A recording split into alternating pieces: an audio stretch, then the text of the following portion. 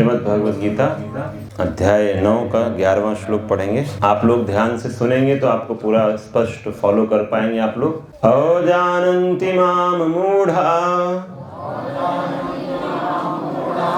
अजानन्ति माम मूढ़ा,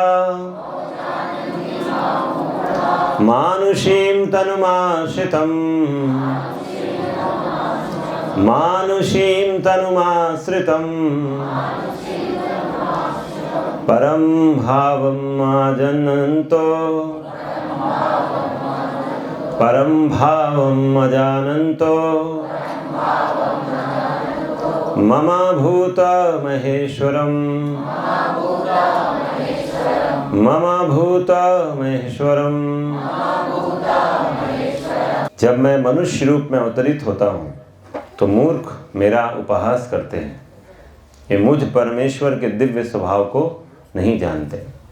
तो ब्रह्म संहिता में कहा गया है कि कृष्ण परम नियंता है। निसंदेह भौतिक जगत तथा वैकुंठ लोक दोनों में कई कई निर्देशक होते हैं, किंतु कृष्ण परम नियंता है तथा उनका शरीर सच्चिदानंद रूप अर्थात अभौतिक होता है। यहाँ पर भगवान स्वयं अपने बारे में परम गुह्य ज्ञान दे रहे हैं। इस अध्याय का नाम ही है द मोस्ट कॉन्फिडेंशियल नॉलेज। तो भगवान इस श्लोक में ये बता रहे हैं कि जब वो इस संसार में प्रकट होते हैं तो कुछ लोग होते हैं, वो लोग क्या बारे में भगवान बोलते हैं मूढ़ा। कुछ लोग मूर्ख हैं जो मुझे क्या समझते हैं, जब मैं आता हूँ तो मेरा उपहास करते हैं। जरासंध क्या सोचता है कि जो है कृष्णा जो है ना, तो एक बार क्या हुआ कि जब ये जो रुक्मी जो रुक्मिणी जी का भाई है, तो जब भगवान आए शेर की तरह आए, तो जितने गीदड़ खड़े थे, शिशुपाल, दंतवक्र, जरासंध, शिशुपाल तो शादी करने आया था, हाँ, तो भगवान आए शेर की तरह, हाँ। रुक्मिणी जी गई थी शिव पार्वती का आशीर्वाद लेने और शिव जी से ही कह रही जल्दी से प्रभु को भेजिए। तो जैसे ही मंदिर से बाहर निकली तो ये सब रुक्मिणी जी का जो ऐश्वर्य है, जो उनकी कांति है, उससे सब के सब बेहोश होकर गिर पड़े। मतलब एक तरह से दे कुड नॉट, जैसे आपको अचानक सूर्य आपके सामने आकर प्रकट हो जाए, सूर्य की रोशनी देख के आप नहीं तो सब के सब बिल्कुल ब्लाइंड जैसे हो गए। और उसी समय भगवान आए रथ में और रुक्मिणी जी जो है उनको अपने रथ में बैठाला और अपहरण करके लेके चले गए। तो शिशुपाल, दंतवक्र, ये सब जो थे ये देख समझ भी नहीं पाए क्या हुआ और कृष्ण लेकर चले गए। तो पहला ऐसा होता था कि भगवान की कार्यकलाप समझना था आसान नहीं। आप सोचिए, भगवान परम नियंता है, ईश्वरा परमा कृष्णा, हाँ, अनादि राधिर गोविंदा भगवान, लेकिन फिर भी भगवान सोचो अपहरण कर रहे हैं। तो मूर्ख लोग जो हैं, जो भगवान को नहीं समझ सकते, ऐसे ही करेंगे। तो भगवान को जो है अपहरण करने की क्या जरूरत पड़ी है, सब तो भगवान का ही है ना। जैसे कृष्ण जो हैं वो सब जो है उनको माखन चोरी करने की क्या जरूरत है, हाँ बताओ, माखन चोरी कर रहे हैं और जबकि उनके घर में खूब माखन है। चोरी वो करे ज़्यादा अच्छा है ना, जिससे घर में कुछ ना हो भाई, वो भी अच्छा नहीं है। मतलब बुद्धि थोड़ा सा तो बोला जाएगा कि थोड़ा बुद्धिमान है कम से कम। वैसे तो चोर है तो चोर हुआ वो, लेकिन बताओ उनके घर में भी है, फिर भी जाके पड़ोसी के घर से चोरी कर रहे हैं, हाँ। तो लोग समझ नहीं पा रहे उनके इस कार्य को। कौन नहीं समझ पाएगा? मूढ़ा, जो मूर्ख लोग हैं, जो सही जगह से सुनते नहीं हैं, वो नहीं समझ पाएंगे। कृष्ण के बारे में सुनने के लिए आप यदा कदा इधर कहीं से भी इधर उधर से नहीं सुन सकते हैं। जैसे आप अगर आपको न्यूटन के 3 नियम सीखने हैं, first law, second law, third law, तो जाके किराने की दुकान में बोलेंगे थोड़ा सा चलो चर्चा करते हैं न्यूटन का 3 नियम। किराने की दुकान में, अच्छा किराने की दुकान, पान की दुकान में कहाँ चर्चा करेंगे? रिलायंस मार्ट में जाके, हाँ चलो आज सुपरमार्केट में, मॉल में जाके चर्चा करेंगे न्यूटन के 3 नियम। कहाँ चर्चा करेंगे उसका, किससे पूछेंगे जाके? हाँ चलो कोई व्यापारी, उससे जाके पूछेंगे। हाँ तो आप ऐसे कहीं भी जाकर पूछेंगे नहीं। आप जाएंगे फिजिक्स वाला के पास जाके पूछेंगे। हाँ आप जाकर किसी को टीचर के पास जाके, SC वर्मा के पास जाके पूछेंगे कि भाई आपने एक बुक लिखी है, हाँ तो थोड़ा सा बेसिक सब जो है अपने कॉन्सेप्ट्स थोड़ा सा बता दीजिए हमें, न्यूटन के 3 नियम। तो आपको बुद्धिमान कहा जाएगा, नहीं तो आपको मूर्ख कहा जाएगा। ये तो आप नहीं, एक जगह से नहीं पूछते हम लोग, और बॉलीवुड वाले से पूछेंगे जी, वो तो बढ़िया बढ़िया मूवी निकालते हैं, उनसे पूछने में तो अलग आनंद आएगा। हाँ तो या कुछ अच्छे जो राइटर्स होते हैं, जो अच्छा लिखना जानते हैं, हाँ उनसे जाकर पूछेंगे, क्योंकि वो ऐसा ऐसा लिख देते हैं। कुछ ऐसे आते हैं, बोलते हैं जो वाल्मीकि जी ने लिखा था रामायण, वो तो है ना, वो तो लिखा उन्होंने, वो राम की दृष्टि से था, अभी सीता की दृष्टि से हमने लिखा है रामायण, हमारी रामायण को पढ़िए। हाँ ये लोग देख रहे हैं, इन्होंने जो है भगवान राम को क्या समझ लिया, कोई पुरुष, और सीता को क्या समझ लिया, स्त्री। तो उसमें लगा दिया कि देखो अनाचार हो रहा है, हाँ विमेन एम्पावरमेंट, विमेन एम्पावरमेंट। तो ये सब उठपटांग के काम तो देख रहे हैं। जो संसार के नियम हैं उनको भगवान के ऊपर आरोपित करने का दुस्साहस करते हैं ऐसे लेखक, और बहुत ऐसे लोग हैं जो इन किताबों को पढ़ने, उनको उसको ना बेस्ट सेलर बना देते हैं किताब को। वाह क्या लिखा है, वाह क्या लिखा है, सीता के साथ तो अनाचार हुआ था। हाँ जो सीता माँ खुद नहीं बोल रही कि मेरे साथ अनाचार हुआ, तुम ज्यादा अच्छा समझदार है। हाँ जैसे कुछ लोग बोलता है बाली के साथ अत्याचार हुआ था। अरे वो जो बाली था उसने पूछ लिया था भगवान से कि आपने मेरे को ऐसे क्यों मारा, तो भगवान ने उसका उत्तर भी दिया। बाली संतुष्ट होकर आंख बंद करके चला गया। लेकिन कुछ लोग हैं नहीं, अत्याचार हुआ, बाली के साथ अत्याचार हुआ। अरे बाली मर के चला गया, रावण चला गया, रावण के भी रावण को भी भगवान ने जस्टिफाई किया, हर चीज भगवान ने जस्टिफाई किया। आप जब सही जगह से रामायण सुनेंगे तो पता चलेगा। हाँ नहीं तो आपको आके जो है ये सो कॉल्ड मूवी मेकर्स, वो आपको रामायण सुनाएंगे, दिखाएंगे, और उसमें बिलियन पैसा भी खर्च करेंगे वो लोग, और आप बोलेंगे ये जरूर सही, सत्य को सही उद्घाटित कर रहा होगा, जरूर सत्य को पूरा चारों खाने चित्त हो गया, सत्य चित्त हो गया है।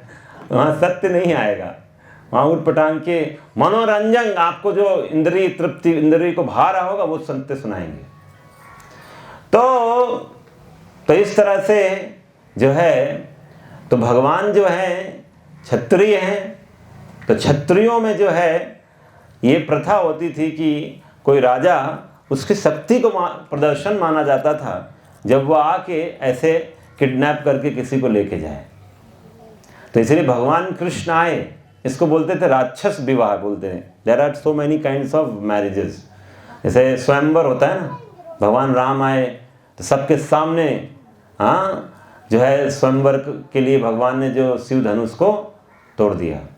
हाँ शिव धनुष को टूट तो ऐसे ही गया शक्ति का, बट उन्होंने बस चढ़ाया था, टूट गया।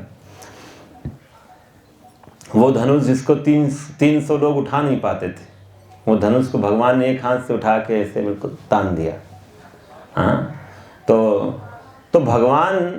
वो भगवान जो है अपहरण की लीला करते हैं। और ऐसे ये सब गीदड़ लोग खड़े थे, सब देख मतलब ले गया और सब चिल्ला रहे हैं। तो ये ऐसे लोग होते हैं जो भगवान को भगवान नहीं मानते। उनको लगता है भगवान कैसे ऐसा कैसे कर लिया, ऐसे तो हम कर सकते थे। तो क्या हुआ, आप सोचिए, रुक्मी तो भाई था, भाई विवाह कराना चाहता था शिशुपाल से। शिशुपाल तो पूरा देखता रह गया। हाँ तो ये जो जरासंध था, जैसे आपने जरासंध का किसने नाम लिया था, जरासंध को याद किसने किया था? हाँ, पीछे जरासंध को याद किया गया था। तो जरासंध ने जो है ये शिशुपाल को थोड़ा सा सांत्वना दिया। बड़ा तुम नहीं जानते हो, ये कृष्ण जो है ना 17 बार मैं पराजित हुआ था, 17 बार, मतलब शर्म भी नहीं आ रहा इसको। मतलब 17 बार पराजित हुआ, लेकिन मैंने हार नहीं माना था। 18वीं बार मैं जब गया, भाग गया था। तो धैर्य रखना पड़ता है। जैसे मूर्ख लोग नहीं होते संसार में, दुनिया को मुट्ठी में करने में लगे हुए हैं, दुनिया में विश्व विजेता बन जाएंगे। जैसे सिकंदर विश्व विजेता बनने की कोशिश था, ऐसे कुछ लोग होते हैं, बोले संसार में सबसे रईस इंसान बन के दिखाऊंगा। हाँ, फिर अगले क्षण तुम्हारा बेटा तुमको घर से लात मार के भगा देगा, तुम्हारी रईसियत खत्म। हाँ, या तो तू हम सब भगवान बनने की चाह में हैं, भगवान बनने की कोशिश कर रहे हैं। We want to replace God. We think God is some position, कोई पोजीशन है तो उनको हटा देंगे हम। जैसे यहाँ पर होता है भारत का नंबर 1 धनी व्यक्ति, तो कोई आके उसको हटा देगा, अब तू द्वितीय बन गया, सेकंड नंबर में, मैं आ गया प्रथम नंबर। तो कहते हैं विश्व का सबसे धनी व्यक्ति, तो ये सब विश्व का सबसे शक्तिशाली व्यक्ति, तो लोग इसी होड़ में लगे हुए हैं। तो इस तरह से ये जरासंध जो है ये सलाह दे रहा है कि तुम थोड़ा सा धैर्य रखना पड़ेगा। अभी ले गया है रुक्मिणी को, कोई बात नहीं, धैर्य रखो, आगे चल के तुम भी जीत जाओगे, इस पर तुम भी हो जाएगा, तुम्हारा भी टर्न आएगा, बारी आएगा, धैर्य रखना पड़ता है। तो 18वीं बार तो मैं मेरे से डर के भागा था, और ये मूर्ख को ये नहीं पता क्यों भागे थे कृष्ण। भगवान रण छोड़ के क्यों भाग गए, उसके पीछे के रहस्य को जानने के लिए आपको भक्तों से सुनना पड़ेगा इन सुंदर लीलाओं को, नहीं तो आपके प्रश्नों का कभी भी आपको संतुष्टपूर्ण आंसर नहीं मिलेगा। भक्त ही सिर्फ बता सकता है भगवान ऐसा क्यों करते हैं। जैसे मैंने आपको बताया, आपको फिजिक्स वाला टीचर है किसी के पास, मुझे कुछ मिला नहीं है, ठीक है, पैसा वैसा नहीं मिला है फिजिक्स वाला का, ठीक है, अरे मुझे वही आ रहा है, फेमस है आजकल लोग। तो ये नहीं कि प्रभु जी ने बोला तो फिजिक्स वाला बच्चे का एडमिशन करा देते हैं, तो वो नहीं है मेरा कोई उद्देश्य। तो अगर आप कोई भाषा कुछ भी, आपको सब्जेक्ट मैटर का एक्सपर्ट बनना है तो उस विशेषज्ञ के पास आप जाते हो, ना कि आप किसी से भी जाकर सीखना शुरू कर देते हो।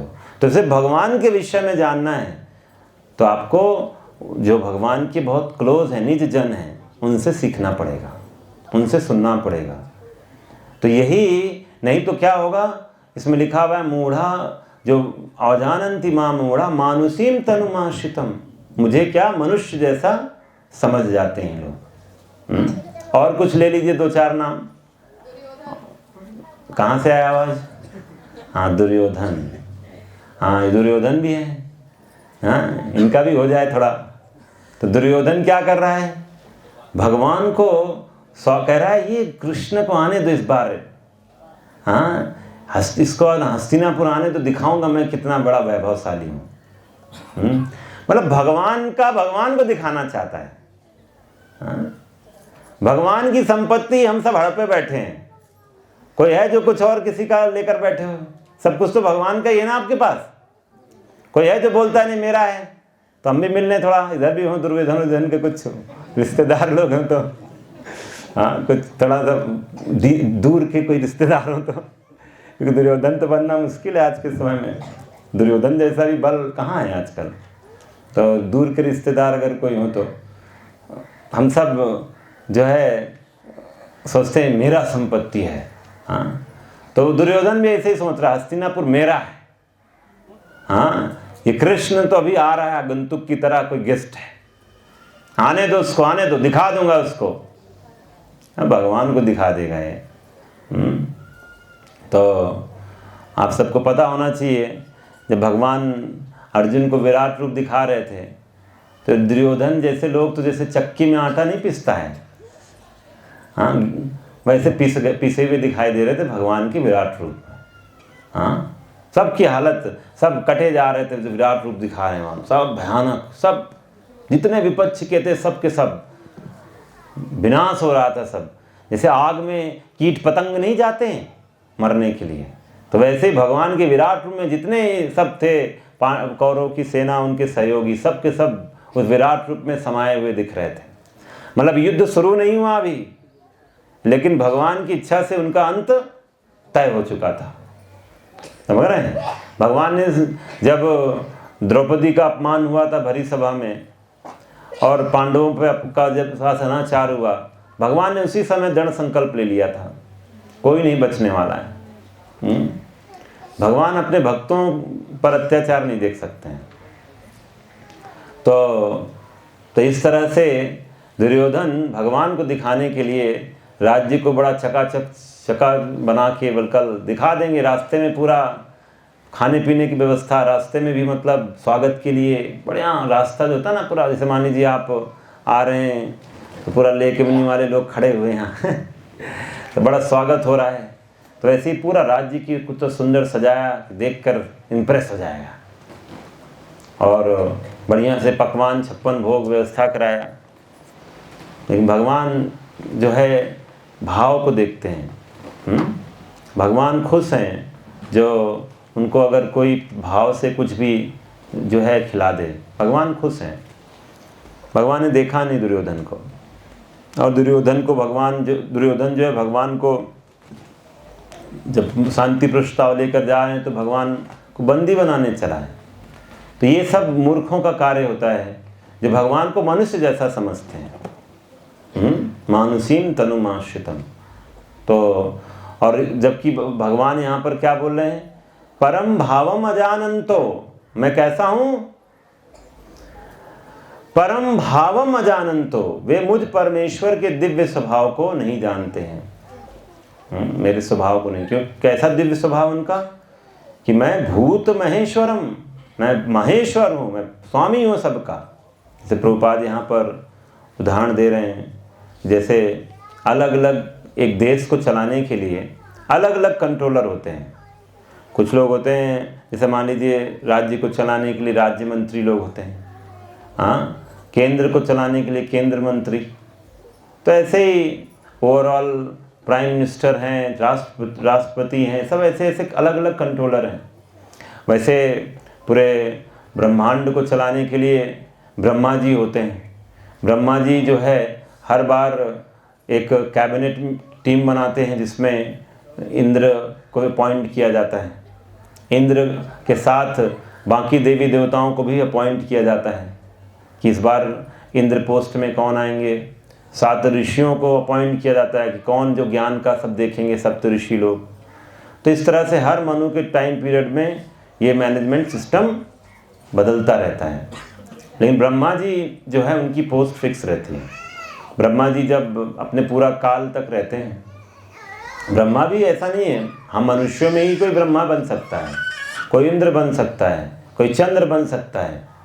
हाँ, आपको अगर सूर्य जो है सूर्य लोक में जाना है तो सूर्य लोक में भी आप जा सकते हैं। अब ये नहीं कि कोई विमान बनाएंगे तो चले जाएंगे। हाँ, विमान बना के नहीं होता है, उसके लिए शास्त्र में भगवद गीता में बताया गया है। आपको किसी भी लोक में जाना है तो आपको उस लोक के जो राजा हैं उनसे कनेक्शन बनाना पड़ेगा। तो आपको वहाँ से न्योता आएगा, निमंत्रण, मतलब आपकी जैसे शरीर छूटेगा उस लोक के जो निवासी होंगे वो आपको लेके उस लोक के विमान से लेके जाएंगे, ना कि इस लोक के विमान से उस लोक जाने की जो हमारी प्रयास है। तो वहाँ रुक नहीं पाएंगे, फिर हम छोड़ के चले आएंगे और बस फिर विक्रम क्या हो गए, लापता हो गए तो इस तरह से लापता ही हो जाएंगे। तो ये नहीं है, this is a mechanical process जो हम फॉलो करते हैं। बट अगर सिस्टम है तो सिस्टम, तो इसीलिए बहुत अलग अलग तरह के कंट्रोलर हैं इस सृष्टि में भी। लेकिन परम कंट्रोलर बता कौन है? ईश्वरः परमः कृष्ण। तो वो कौन बताएगा? जिसको ब्रह्मा जी बताएंगे।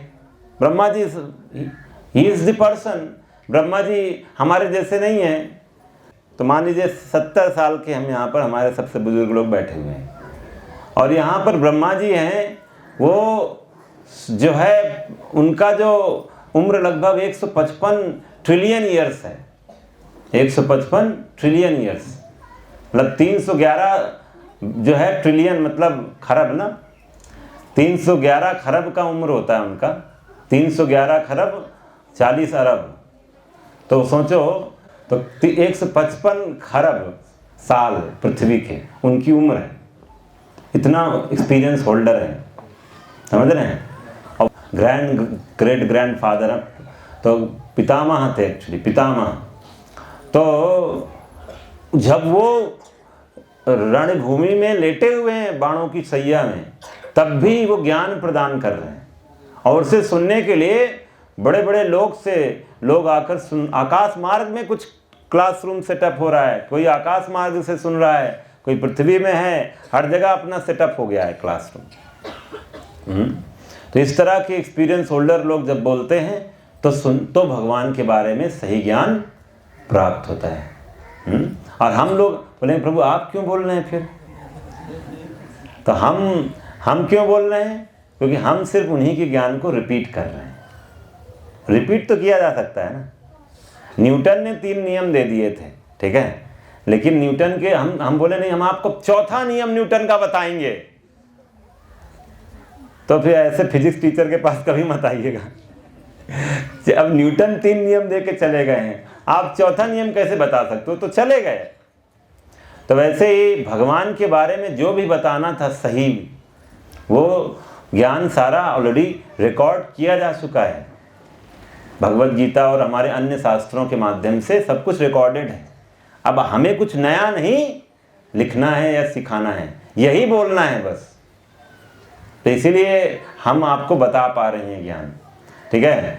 तो इस तरह से भगवान अलग अलग युग में आते हैं, ठीक है।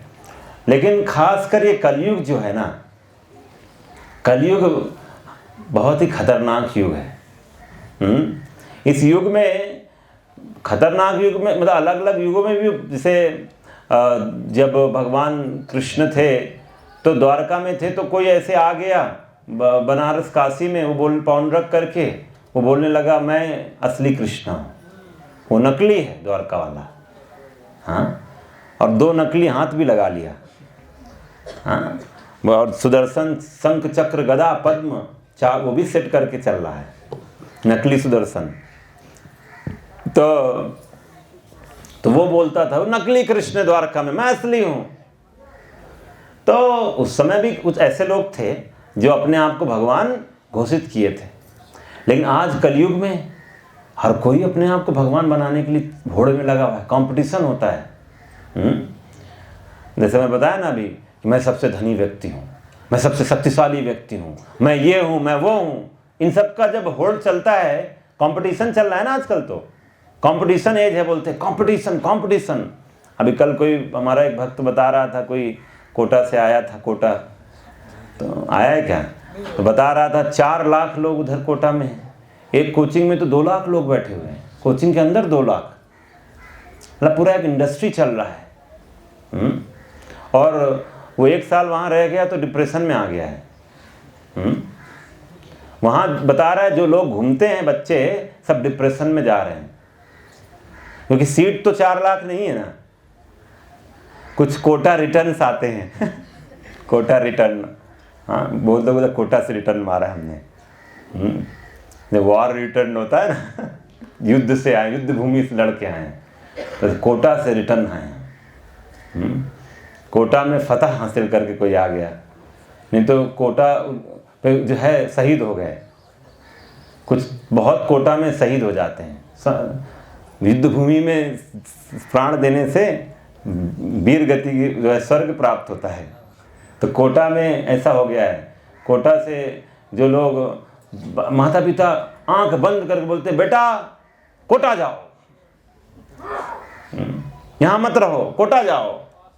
बोला हमें नहीं जाना है पिताजी, नहीं जाना है माता जी, कोटा कहीं मत दिखना है तो घर पे बैठे।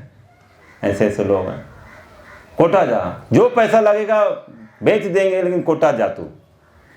बोले ठीक है, आपको पैसा खर्च करने में इतना इंटरेस्ट है तो ठीक है, जाते हैं कोटा। तो ये आजकल बन गया है फैशन।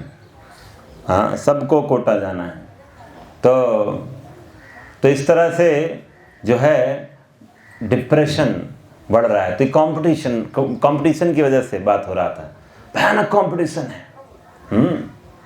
तो मतलब यही है कंपटीशन, मतलब क्या, कौन की जो है आगे है वो पीछे वालों को कुचल के निकल जाए, कंपटीशन ही होता है। तो ये कलयुग में क्या है, जो है भगवान जब अवतार लेते हैं तो भगवान भी जो है वो खुल के नहीं बोलते हैं कि मैं भगवान हूँ। भगवान जो है वो अपने आप को छिपा लेते हैं कि मैं भगवान हूँ, ताकि मैं जब आऊँ तो लोगों को सिखा सकूं कि भगवान की शरण कैसे लेना है। जब स्टूडेंट बहुत कमज़ोर हो जाता है, जब बहुत कमज़ोर होता है तो उसका हाथ पकड़ के उसको लिखवाना पड़ता है, का से कबूतर, खा से खरगोश। हाँ, उसको बहुत सिखाना पड़ता है। तो बोर्ड में लिख के बेटा ये देखो, ऐसे हाथ पकड़ के, तो उसको शिक्षक को ना स्टूडेंट के लेवल पर आना पड़ता है। उसको खुद पहले बताना पड़े, फुल करके सिखाना पड़ेगा। तो वैसे कृष्ण जब इस कलयुग में आते हैं तो कृष्ण स्वयं जब आते हैं तो स्वयं की भक्ति करके खुद ही सिखाएंगे, खुद भक्त बनकर अपने आएंगे और सिखाएंगे कि भक्ति ऐसे किया जाता है। तो वही कृष्ण जो हैं इस कलयुग में आते हैं तो वो क्या करते हैं, श्री कृष्ण चैतन्य के रूप में प्रकट होते हैं, श्री चैतन्य महाप्रभु के रूप में प्रकट होते हैं। तो बहुत जगहों पर उनके अवतार का वर्णन है। आपको एक सुंदर पास टाइम बताऊंगा जिसके माध्यम से आपको पता चलेगा कि जो है कृष्ण चैतन्य महाप्रभु क्यों भगवान है, और उनकी सुंदर लीलाओं का एक दो, क्योंकि उनका अभी आविर्भाव दिवस आने वाला है। जैसे मुझे याद है जब हमने नहीं पढ़ा था, भक्तों से नहीं सुना था, शास्त्र से नहीं पढ़ा था, तो हम यही सोचते थे कि चैतन्य महाप्रभु कोई संत आए थे भक्ति युग में, और वो हमारी किताबों में थोड़ा सा एक पैराग्राफ में उनका वर्णन हो गया था। लेकिन हमारी किताबों में, उन्हीं इतिहास की किताबों में बाबर बाबा जी का, बाबर महाराज का, और मुगलों के जितने बड़े बड़े संत हुए, क्या नाम थे, हुमायूं जी, हुमायूं का मकबरा,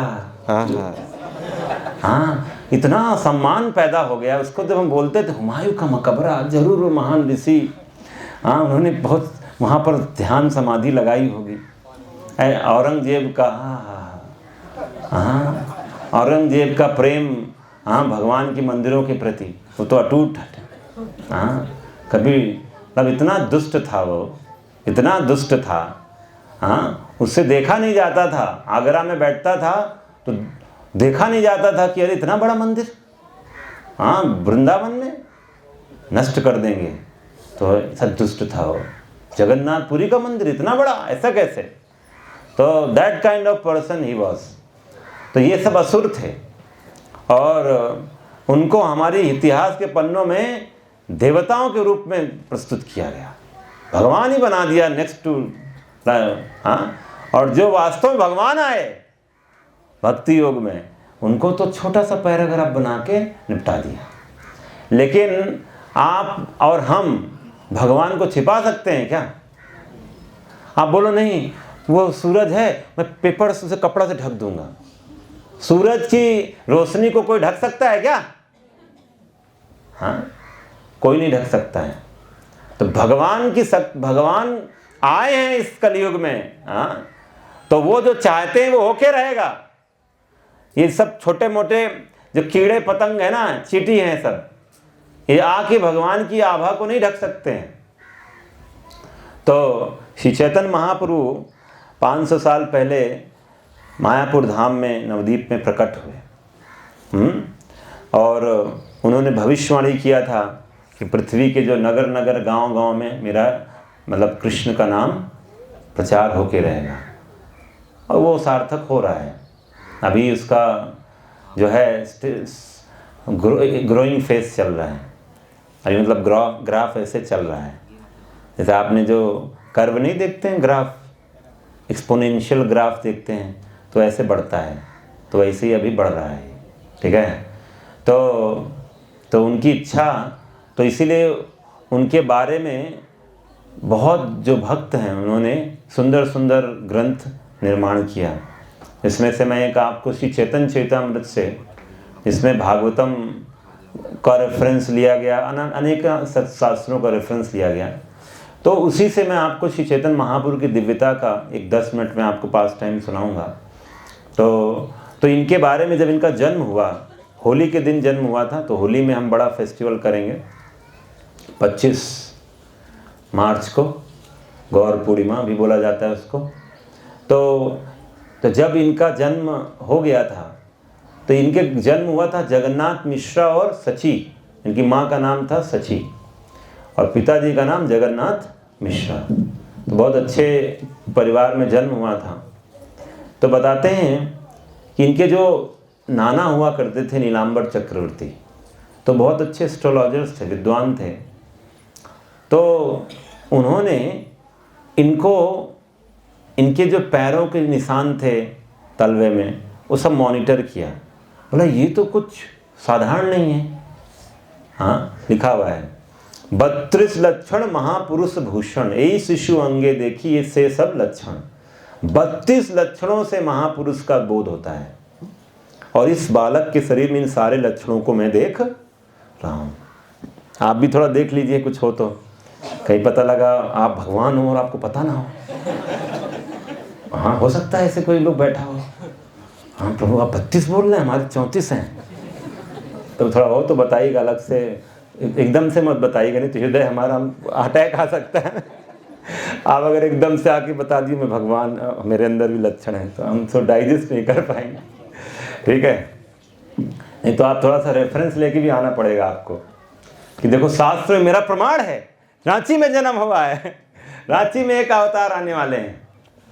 तो पंच दीर्घ पंच सूक्ष्म सप्त रक्ता षड उन्नतः त्रिहृष्व पृथु गंभीरो 3 लक्षणों महान। तो महापुरुष शरीर में 32 लक्षण होते हैं। क्या? उनके शरीर के 5 अंग बड़े, 5 सूक्ष्म, 7 लाल रंग के, 6 उठे हुए, 3 छोटे, 3 चौड़े तथा 3 गहरे होते हैं।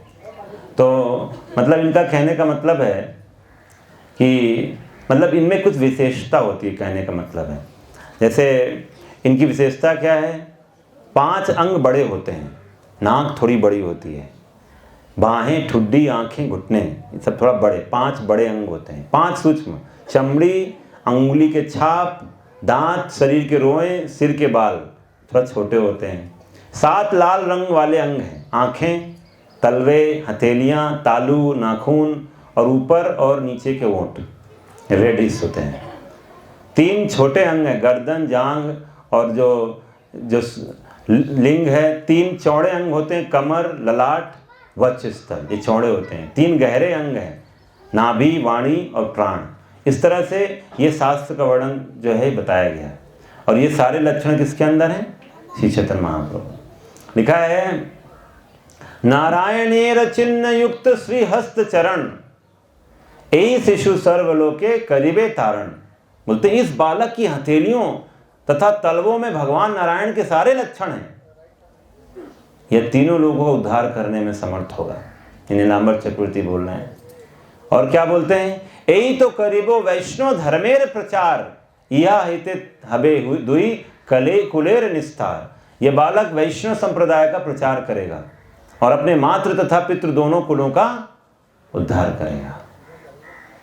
तो मैं नामकरण संस्कार करना चाहता हूँ, हम उत्सव मनाएं और ब्राह्मण को बुलाएं, क्योंकि आज का दिन अत्यंत शुभ है। तो इस तरह से बोलते हैं यह बालक भविष्य में सारे जगत की रक्षा और पालन करेगा, इसलिए इसे विश्वंभर नाम से पुकारा जाएगा। तो इनका एक नाम था चैतन्य महाप्रभु का विश्वम्भर, जो पूरी दुनिया को धारण करे, पालन करे, उसे बोलते हैं विश्वम्भर। जैसे ये सुनकर सची माता और जगन्नाथ मिश्रा बड़े आनंदित हो गए। हाँ, विश्वम्भर। अब कुछ दिनों बाद भगवान जो है वो सरकने लग गए, घुटने के बल सरकने लग जाते हैं ना बच्चे, तरह तरह के चमत्कार दिखाना शुरू कर दिया। सबसे बड़ा तो एक चमत्कार किया उन्होंने कि छोटे से जब थे तो चुप ही नहीं हुआ करते थे, रोते रहते थे। तो जब भी कोई महिलाएं कुछ हरि कीर्तन शुरू कर देती शांत हो जाते थे। तो जैसे फिर रोक दें फिर रोने लग जाए। तो इसलिए क्या हो गया, हरि नाम चलने लग गया। जो है ना हमारा जो 24 घंटे का जो होता है ना हरि नाम, तो हमेशा चलता रहता था। कोई ना कोई माताएं शिफ्ट देकर कीर्तन करती रहती थी। तो भगवान जन्म से ही सबको कीर्तन कराना सिखा दिए। तो ये एक बहुत अद्भुत कार्य था। कोई आपका बेटा तो नहीं ऐसा कीर्तन के बिना रुक ही नहीं हो रहा हो? हाँ, आजकल तो मोबाइल दे दो तो रुक जाता है। बेटा खाना नहीं खा रहा है, मोबाइल ले ले। सो नहीं रहा है, मोबाइल ले ले। शांत नहीं हो रहा, मोबाइल ले ले। हमको बस तू छोड़ दे, मोबाइल दे दो तो सब बेटा बिल्कुल प्रफुल्लित हो जाता है। और उसमें कुछ कार्टून लगा दो तो और तो कुछ दिनों बाद महाप्रभु जो है पाँव से चलने लगे। वे अन्य बालकों के साथ घुलने मिलने लगे, तरह तरह के खेल दिखाने लग गए। तो एक बार क्या हुआ, एक दिन जब महाप्रभु अन्य छोटे बालकों के साथ खेल रहे थे, तब सची माता खई तथा मिठाई से भरा थाली लेकर आई और उन्हें बालक से कहा, बेटा बैठकर खा लो। किंतु जब सची माता घर के कार्यों में लग गई तो बालक अपनी माता से छिपकर मिट्टी खाने लग गया। मिट्टी खा रहा है देखो। तो सची माता आई, हड़बड़ी में बोलती, क्या ये क्या कर रहे हो बेटा? हाँ, हाय हाय चिल्लाती हुई लौट आई। उन्होंने महाप्रभु के हाथों से मिट्टी छीनी और पूछा, माटी क्यों खाए? माटी क्यों खा रहे हो?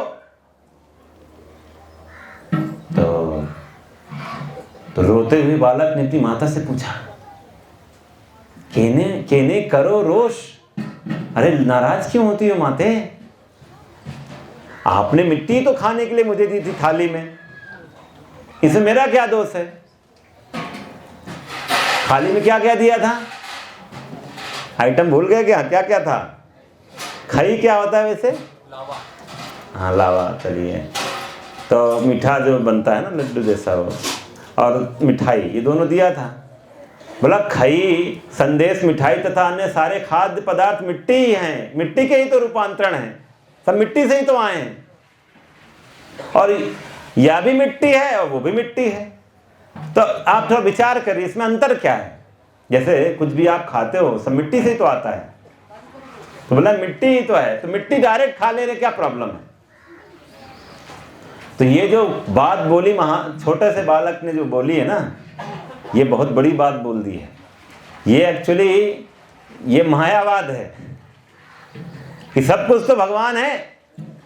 हाँ, हम भी भगवान हैं, भगवान से आए, हम भी भगवान हैं, सब एक है, कोई अंतर नहीं है। तो ये एक्चुअली खंडन करवाना चाह रहे थे माँ के माध्यम से।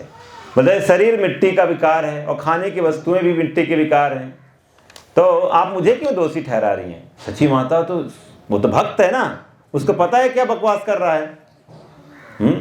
कोई अगर आपके सामने आए कि अरे हम भगवान बन जाते हैं, तुम भी भगवान, ये भी भगवान, बेटा भी भगवान, गुरु भी भगवान, शिष्य भी भगवान, माँ भी भगवान, सब भगवान बन सकते हैं, कोई अंतर नहीं है। तो ये बहुत खराब फिलॉसफी है, तो गलत फिलॉसफी है। तो माँ ने तर्क दिया। माँ ने बोला, प्रिय पुत्र, यदि हम अन्न में रूपांतरित मिट्टी खाते हैं तो हमारे शरीर का पोषण होता है। अगर हम कुछ खाने की वस्तुएं खाते हैं तो शरीर का पोषण होता है, शरीर हष्ट पुष्ट होता है। किंतु यदि हम कोरी मिट्टी खाएंगे तो क्या होगा? शरीर में रोग उत्पन्न हो जाएगा। मिट्टी के ही रूपांतरण, एक घड़े से मैं आसानी से पानी पी सकती हूँ। मिट्टी से एक घड़ा बनता है ना, तो घड़े में तो आप पानी पी लेते हैं, वो भी ठंडा ठंडा पानी, लेकिन यदि मैं मिट्टी के ढेले पर पानी डाल दूं तो ढेला जल को सोख लेता है और मेरा परिश्रम व्यर्थ हो जाएगा। कितना सुंदर लॉजिक दिया माँ ने, समझाया फिलॉसफी। तो इसीलिए महाप्रभु ने अपनी माता से कहा, अरे आपने मुझे पहले ये व्यवहारिक दर्शन क्यों नहीं बताया, आपने साक्षात्कार की बुद्धि मुझसे क्यों छिपा रखी है। अब मैं समझा इस दर्शन को, अब मैं मिट्टी नहीं खाऊंगा। जब मुझे भूख लगेगी तो मैं आपसे दूध मांगूंगा और ये सब मिट्टी विट्टी नहीं खाने वाला। तो कितना सुंदर फिलॉसफी छोटा सा बच्चा दे रहा है, माँ के माध्यम से सिखा दिया। एक बार क्या हुआ कि एक अतिथि ब्राह्मण वो आया महाप्रभु के घर पे। तो माता तो जगन्नाथ मिश्रा पहले होता था, ब्राह्मण लोग क्या कहीं खाते नहीं थे, शालिग्राम शिला रखते थे अपने पास। तो कहीं भी जाते थे तो किसी पवित्र घर में जहाँ पर जो है उनके घर में भी शालिग्राम हो या कहाँ जहाँ पर भगवान की सात्विक रूप से पूजा हो रही है, तो वहाँ पर वो रुकते थे अतिथि के रूप में, और रात में अपना विश्राम करके खाना वाना भगवान को भोग लगा खा के चले जाते थे अगले दिन सुबह। तो इन्होंने बहुत धन्य हो गए, हम आप अतिथि हैं हमारे, आइए बैठ। तो इन्होंने जो है इनको सारा सामग्री दिया कि आप बनाइए और भगवान को अपना भोग लगा के गोविंद को प्रसाद ग्रहण करिए। तो इन्होंने बड़े परिश्रम करके जो है गोपाल को जो है भोग लगाना के लिए थाली रख दी। हाँ, जब आप थाली रखते हैं तो जाहिर सी बात है उसमें तुलसी भी रखते हैं, तुलसी भी डाला। हर 5 व्यंजन हैं तो 5 व्यंजन में एक एक तुलसी हर व्यंजन में डाल दिया। ठीक है, थाली रख के फिर क्या होता है, आप बैठ के देखते रहते हैं, आप जगह छोड़ के चले जाते हैं। 10 मिनट के लिए आप उस स्थान को त्याग देते हैं भगवान को थाली लगाकर, और फिर दरवाज़ा अगर आपका पर्दा नहीं है तो आप दरवाज़ा लगा के बाहर चले जाओ। तो इन्होंने यही किया, बाहर इंतजार 10 मिनट के लिए थोड़ा गायत्री कर लेते हैं, थोड़ा सा एक माला जप कर लेते हैं, हरे कृष्णा कृष्णा कृष्णा हरे हरे, हरे राम राम राम हरे। बहुत लोगों का प्रश्न होता है भगवान को भोग लग रहा हो तो क्या करें, तो आप जप करिए, एक माला जप कर लीजिए तो आपका भोग का टाइम भी हो जाएगा 8 से 10 मिनट। ठीक है, तो अब जैसे ही इनका हो गया, इन्होंने गायत्री जो भी किया हो गया, तो जब भी आप अंदर जाते हैं तो ऐसे करके थोड़ा सा आहट दे के भगवान को जाना चाहिए। तो अंदर गए तो देखा वहाँ निमाई मतलब चैतन्य महाप्रभु का बचपन का नाम, और निमाई वहाँ पर थाली से डायरेक्ट खा रहा है। तो दंग रह गए, हम तो भोग लगाए तो गोपाल जी को, ये क्या हुआ, ये छोटा सा बालक यहाँ कैसे घुस आया। तो हाय हाय करके पूरा चिल्लाने लग गए, क्या हो गया। तो सब आ गए, जगन्नाथ मिश्रा, सची माता, सब आ गए। अरे अरे अरे, तो अनर्थ हो गया। बोला अब क्या करें, बोला कोई बात नहीं, आप फिर से प्रयास करिए, हम इसको बंदी बना के रखेंगे अपने पास। तो फिर से सारा प्रोसेस रिपीट हुआ, धुला गया जगह को, सब कुछ हुआ, थाली नई थाली लाई गई झूठी थाली में भगवान को नहीं खिलाते ना, नहीं हमारे भगवान मित्र हैं, हम खिला देते हैं। अरे भगवान जब मित्र बनेंगे तब बनेंगे, अभी नहीं है, अभी ठीक, अभी हम सेवक हैं भगवान के, ये भावना होनी चाहिए।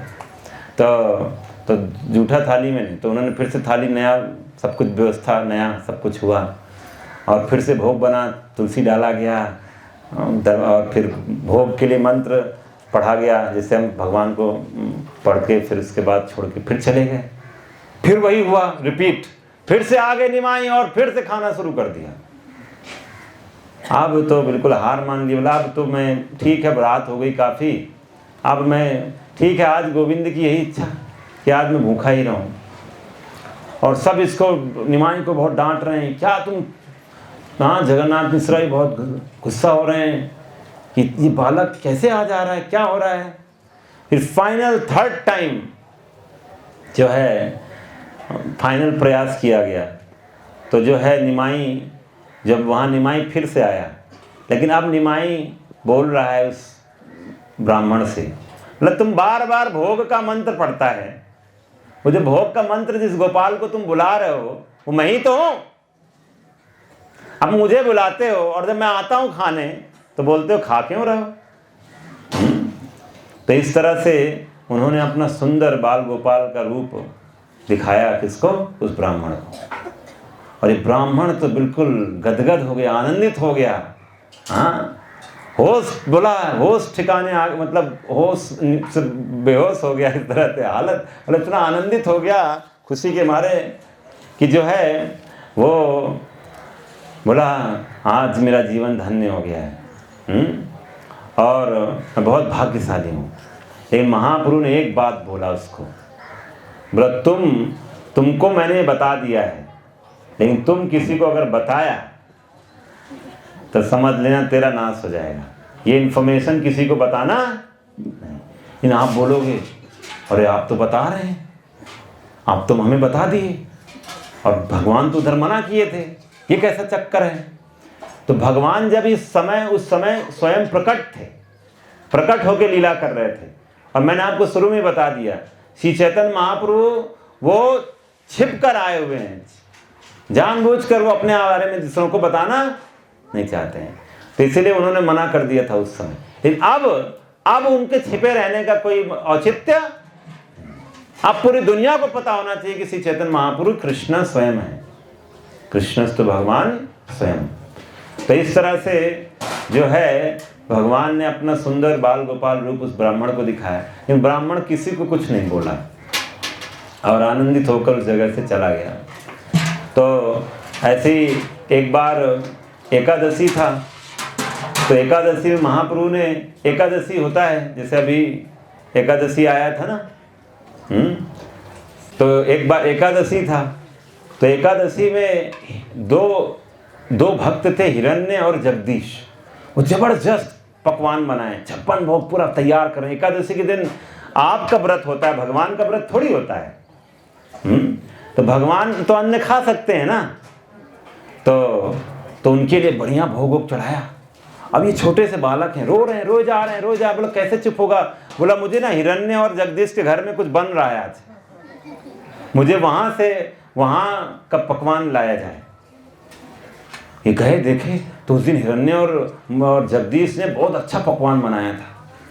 बोले बालक को कैसे पता चल गया आज इधर व्यवस्था अच्छी है, और भगवान को नहीं पता चलेगा। तो इस तरह से इन्होंने एकादशी के दिन जो बना था सब कुछ ग्रहण किया। और एक बार क्या हुआ, जो है छोटे से निमाई थे, तो पूरा श्रृंगार उंगार सब कुछ माला वाला अच्छे सोने वोने का सब पहना के रखती थी, बाजू बंद ये सब आजकल के थोड़ी है, नकली वाला पहना दो। तो पूरा बढ़िया थे, श्रृंगार था। तो दो चोर थे, चोर देखे इनको, वो देखे चोर को। अब कौन चोर है, किसको चोरी करेगा, तो भगवान ही को पता है। लोग कृष्णा से चोरी करेंगे ये लोग, चोरों की देखो हिम्मत तो देखो। तो बोला इस बच्चे को चुरा लेते हैं। अब कोई भगवान को चोरी कर सकता है क्या उनकी इच्छा के बगैर? भगवान भी सोचे बहुत दिन हो गया घर से थोड़ा सा घूमने की इच्छा हो रहा है, तो ये चोर उनको कंधे में उठा के ले गए। बोले लेके जाते हैं और कहीं रास्ते में बढ़िया से तो है खिला पिला के इसको लूट लेंगे। तो रास्ते में खिलाया पिलाया भी, हाँ। और जो इसके बाद जब ये खिला पिला के बढ़िया घूम रहे हैं, घुमाते घुमाते देखा कि सोचा एकांत स्थान में जाएंगे और इसका सब कुछ लूट लाट के छोड़ देंगे। और जैसे घूमते घूमते देखा अरे ये तो फिर वहीं आ गए जहाँ से लेकर गए थे। आप सोचिए यहाँ से कोई बच्चे को उठा के ले जाए, घूमते घूमते आए वहीं पहुँच जाए।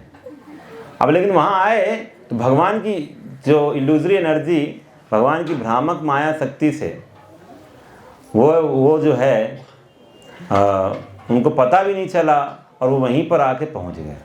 और जब वहाँ पहुँचे तो पहले से अब किसी का बच्चा गायब हो गया है, तो जाहिर सी बात है वहाँ तो पूरा हड़कंप मचा हुआ था, कहाँ गया निमाई, कहाँ गया निमाई। और देखा कि अरे 2 सज्जन लोग हैं वो लेकर आ रहे हैं। बोला सज्जन अरे आइए कुछ आपको थोड़ा सा आतिथ्य करिए, हमारा थोड़ा कुछ। बोले लग रहा है इनको पता चल गया है कि हम ही चोर हैं। तो वो छू मंतर हो गए, छोड़ के बच्चे को, हाँ इनाम लेके नहीं गए अपना। तो इस तरह से सुंदर लीलाएं महाप्रभु की ऐसे होती थी। और जो है आगे चलकर श्री चैतन्य जो निमाई हैं वो आगे चलकर उन्होंने जब वो बड़े हो गए 11, 12, 13 साल के, तो निमाई पंडित के नाम से जाने गए। बहुत विद्वान। नवदीप जो है जैसे काशी है हमारा, जैसे कश्मीर के पंडित होते हैं ना, वैसे काशी के पंडित होते थे, वैसे नवदीप के पंडित होते थे। अगर आप आज भी स्क्रिप्चर सर्च करोगे तो Navdeep was known for the scholarly times, बहुत फेमस जगह था। तो वहाँ के जाने माने पंडित के रूप में विख्यात हो गए निमाई पंडित। एक बार जो है एक दिग्विजयी पंडित था। कौन सा पंडित? दिग्विजयी, मतलब उसने सारों दिशाओं में दिग्विजय प्राप्त, सारी दिशाओं में विजय प्राप्त कर लिया था। वो क्या करता था, अपने साथ विजय पत्र भी लेकर चलता था। पहले पत्र होते थे ना, साइन करवा लेता था, जिसको भी हराता था बस लिख कि मैं दिग्विजय पंडित से हारा हूँ, सर्टिफिकेट रखता था।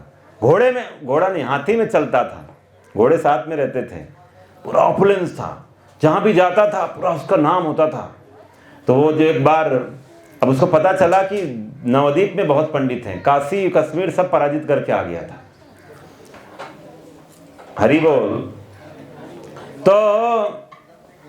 तो वो नवदीप की तरफ बढ़ रहा था, और नवदीप की तरफ जब आ रहा है तो नवदीप पंडितों को अब खबर आई कि दिग्विजय पंडित आ रहा है, कि केशव कश्मीरी नाम था इसका, केशव कश्मीरी, कश्मीर का ही था। तो केशव कश्मीरी जो दिग्विजय पंडित है वो आ रहा है, और बहुत ढोल बजते थे आते समय। बोला क्या करें, हमारा तो सारा बेइज्जती हो जाएगा, जीत जाएगा तो अभी जैसे हम यहाँ के बने बैठे हैं बड़े बड़े सब, हमारा तो इज्जत स्वाहा हो जाएगा। तो बोला क्या करें, तो इन सब ने आपस में मीटिंग बुलाया। बोला ऐसा करते हैं, इसको ना लड़वा देते हैं निमाई पंडित से। निमाई पंडित छोटा है, 12, 13 साल का है, हम तो बुजुर्ग हो गए अब।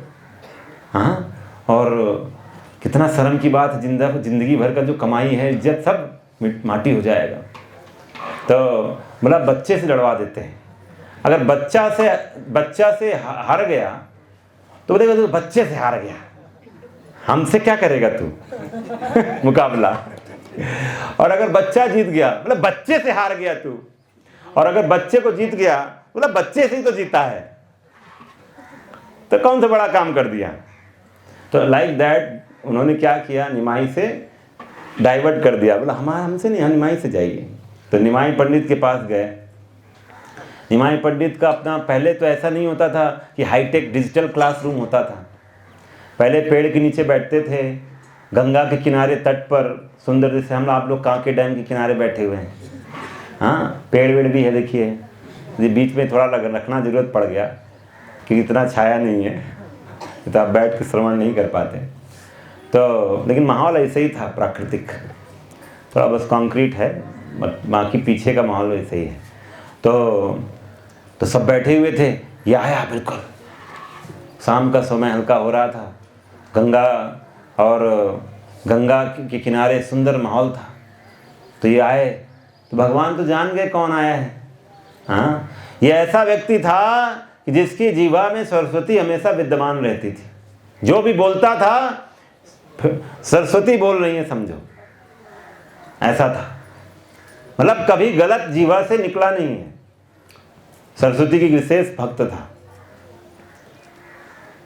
लेकिन गलती कर दिया है। आया किसके पास है? सरस्वती के मालिक के पास आया है। तो अभी क्या होगा देखते हैं। तो ये आया, और तो भगवान निमाई पंडित बैठे थे, तो बोला आइए आइए आइए, बैठिए बैठिए। तो उसको क्या, ऑलरेडी इतना उसके साथ बहुत टीम था।